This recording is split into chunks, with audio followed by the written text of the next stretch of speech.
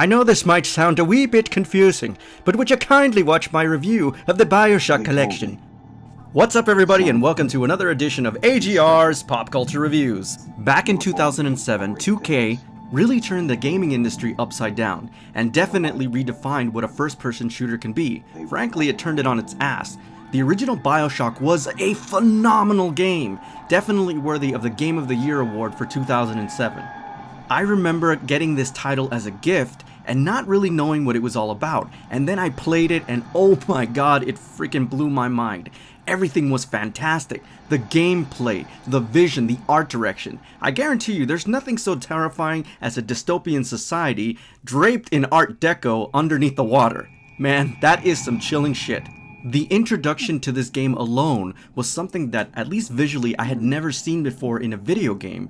It really gives you a sense of tranquility at the very beginning, and then boom, it smacks you right in the face, and you are left with so many questions just in that whatever 5-minute intro, and it was fantastic.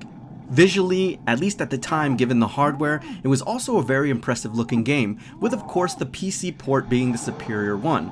Nevertheless, on the Xbox 360 and the PlayStation 3, the game really looked phenomenal, and it had a certain art style that only complemented that. Not hyper real, but it still looked beautiful. Think Disney World, but a nightmarish version of it. I also remember how much anticipation I had for the game as I slowly descended into the city of Rapture. It was nervousness, and also I was so eager to see what world I was going to get into, and I think that it captured that beautifully at the beginning of the game. And little did I know what horrors awaited me at the bottom of the sea, for the night is dark and full of terrors, even underneath the ocean. As I mentioned before, Bioshock was not simply your average first-person shooter, and the level of depth and complexity was deeper than Rapture itself. What I really loved about this game is that it was very self-aware in terms of the message and the themes that it chose to explore. Things like tyranny, racism, classism, God versus man, and the tampering of the very genetic structure of humanity.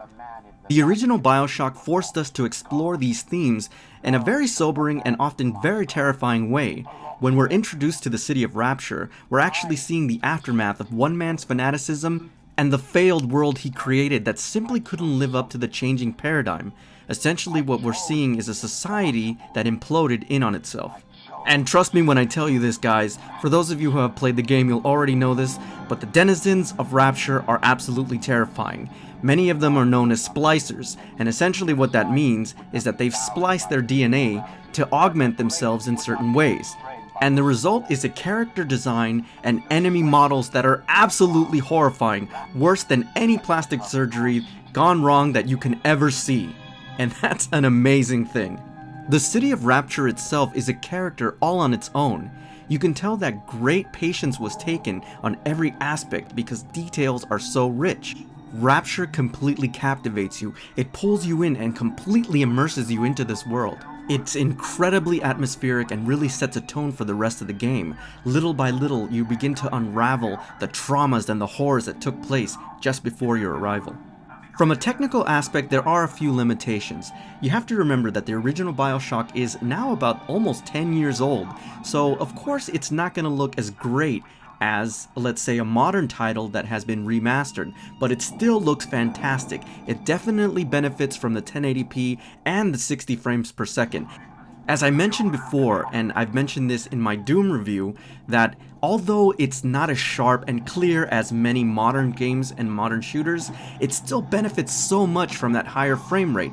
And to me, this essentially ends the debate on clarity versus frame rate, because the game runs flawlessly and as smooth as butter.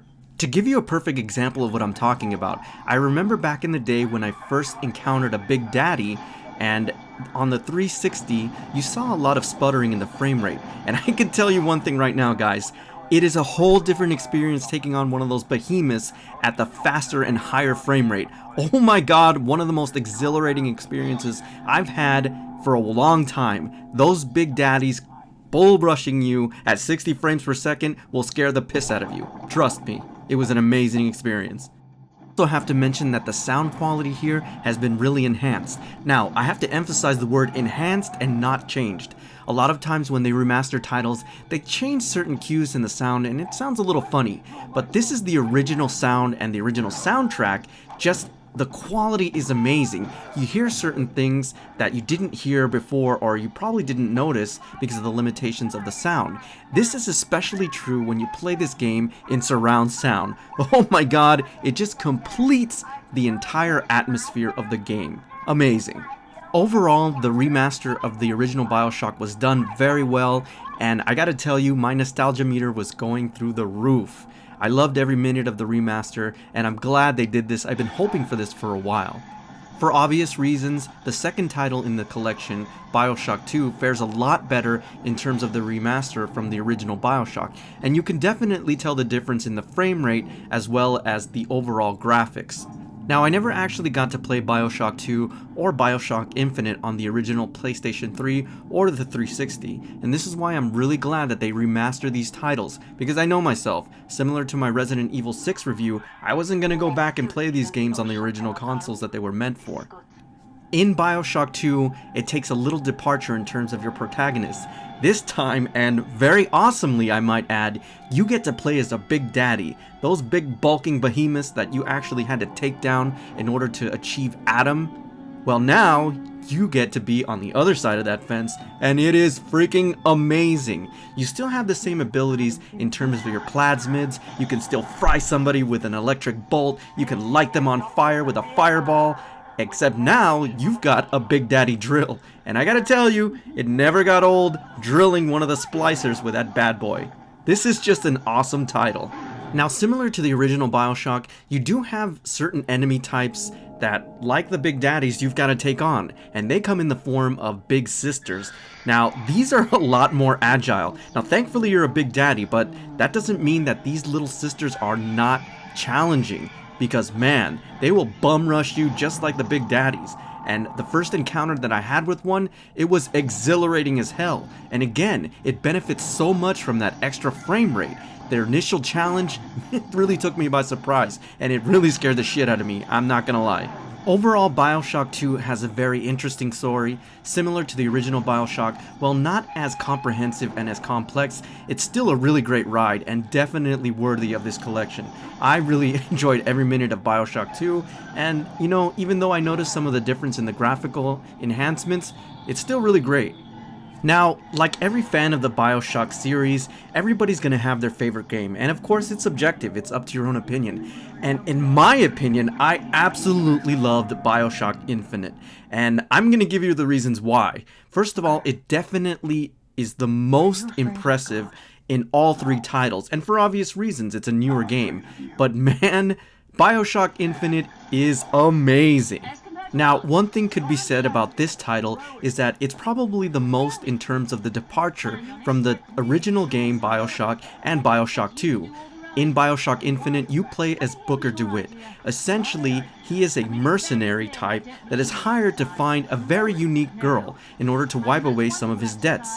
I also have to say that Bioshock Infinite is also the most interesting and the most complex in terms of overall narrative, at least in my opinion. We really get a nice backstory for Booker DeWitt, and apparently he's a veteran of Wounded Knee, and throughout the entire game you see how he suffers through that trauma and that post-traumatic stress. It's very interesting. Now, the departure in this title is not just limited to the overall story, but actual location, whereas Rapture is a city that's deep underneath the sea, the city of Columbia is up on high, above the clouds, which is also pretty interesting. And what can I say about the city of Columbia? Well, let me tell you about Columbia. Ah yes, the magical city of Columbia, that magical marvel in the sky. Columbia is a place where you can hear a magnificent singing quartet over-glorify Manifest Destiny and American exceptionalism, not to mention the systematic genocide of indigenous people, where hooded men try to keep bloodlines pure by disappearing certain undesirables in the middle of the night, where John Wilkes Booth is revered as a hero for killing the horrible tyrant Lincoln. It's a place where Jim Crow laws are alive and well, where you can enter a raffle and earn a chance to throw a baseball, another great American pastime, at an interracial couple, and for no other reason than, well, they're a couple. or perhaps confront a mechanical monstrosity in the form of George Washington or General Lee, who try to pump you full of lead with a Gatling gun. Oh, Columbia, history and the founding fathers have never been so awesome and so completely terrifying. Now here's the deal, and I say this with all sincerity. If you're an adult of legal drinking age, if you pay taxes, operate a motor vehicle, eligible to vote in elections, and take the whole beat fruitful and multiply clause literally, and you have no clue as to what the hell I just referenced right now, then you scare the piss out of me more than anything I could ever possibly encounter in this dystopian, nightmarish cloud city in the sky. And I mean that. Bioshock Infinite is absolutely fascinating in terms of all of its political satire and all of the themes that it's trying to explore. And that's one of the reasons I was so passionate about it right now, because this game constantly pissed me off in terms of the visuals and the imagery that you see. It's borderline traumatic, and it harkens back to a time where these things actually happened. And what I love about Bioshock Infinite is that it forces us to look at the not so nice side of American history and really puts it to the forefront, and for that you have to applaud this title. Now, all I can say about this title visually is that it's absolutely stunning, my god, and I imagine this is what PC owners have been able to experience the whole time, and man, I am so glad that they remastered this. Thank you so much. This is beautiful, I can't believe it. Now, having said all that, the most amazing thing, and one of the things that I love about this game, is the character design. And I'm just gonna say it right now, I absolutely fell in love with Elizabeth. She's easily one of my favorite characters in video games today, and her character design is awesome. I want you to think Belle from Beauty and the Beast meets Elena from the Uncharted series, and you just fall in love with this character. She's awesome. However, don't get me wrong, because Elizabeth is no damsel in distress. She actually has the ability to tear open time and space, which is another departure from the other games. It's often very helpful, not to mention that she's a great companion, and not another stupid AI that always gets in the way. She actually helps you out during battle. Instead, she passes you ammunition, health, and salts whenever you're running low. And this is just one of the best things about this title. Having her as a companion really enhances the overall experience. Just like in the original Bioshock and in Bioshock 2, you do have an assortment of weapons and abilities at your disposal to take down enemies. However, I did notice that in Bioshock Infinite, these abilities are a lot more varied. Now, of course, you still have your traditional ones, the ability to shoot out a lightning bolt and pyromancy, but you're also introduced to the ability to shoot out a wall of water and drown your victims, and my personal favorite, unleashing a barrage of crows to gouge out the eyes of your enemies. It was just really freaking cool. Now, there is only one drawback to Bioshock Infinite that I kind of saw was a step in the wrong direction, and that was the fact that you can only use 2 weapons at a time, so you don't have the same weapon wheel that you have in the original Bioshock and Bioshock 2, and I thought that was a weird design choice, but nevertheless, you do get used to it after a while. I just would have liked to see that return in this title. That small gripe aside, this is an amazing value. Essentially, you're getting 3 games for the price of 1 game, and all the DLC and various other content that is associated with these 3 games. So in terms of value, yeah, it's definitely spot on. Ironically, one of the great themes about Bioshock is that it warns us about the dangers of trying to manufacture a utopian society, the perfect society, and yet within this small package are 3 really great games, and this actually turns out to be the perfect collection. Overall, guys, the Bioshock collection is amazing, and it's a must-own for those who've already played the games before, and definitely for newcomers to this magnificent series. Alright guys, so that's my official review on the Bioshock collection. As always, I thank you for tuning in, and I'll see you on the next AGR's Pop Culture Reviews.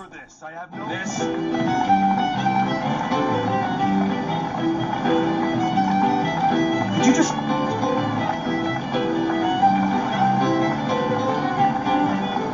Hey, I need you to stop.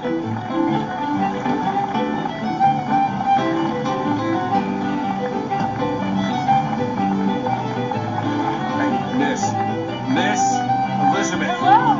This is wonderful. Well, come dance with me, Mr. King. I don't dance. Come on, let's go. Why? What could be better than this? How about Paris? Paris? I don't understand. How could we get there? That's where that airship's going, but if you want to stay and dance, we can... No, let's go. Come on, let's go. Come on, let's go right now.